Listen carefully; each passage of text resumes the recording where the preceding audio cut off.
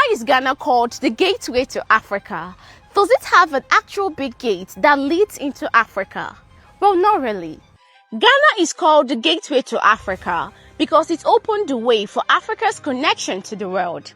It did this in three ways: politically through independence, geographically through its strategic location, and culturally through Pan-African leadership. And this is pretty impressive. Ghana was the first country in sub-Saharan Africa to gain independence from Britain. But how did this nation come to be in the first place? Before 1957, Ghana was known as the Gold Coast, a British colony famous for its gold, cocoa, and rich natural resources. The land was home to powerful kingdoms that attracted European traders for centuries. These traders exchanged gold, slaves, and other resources with them. But when the slave trade ended, the British took more control over the Gold Coast and declared it a colony. In the 20th century, the people wanted freedom from colonial rule.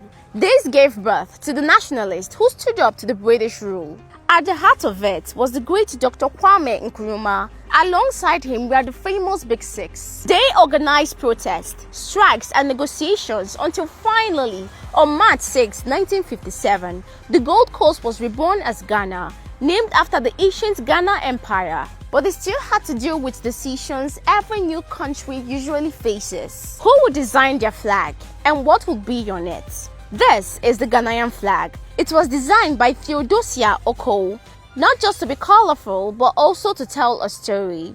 Red for the blood of freedom fighters, gold for the wealth of the land, green for its forest and natural beauty, and at the center, the black star, the guiding light of African freedom and unity. Flag settled, but what about a capital city?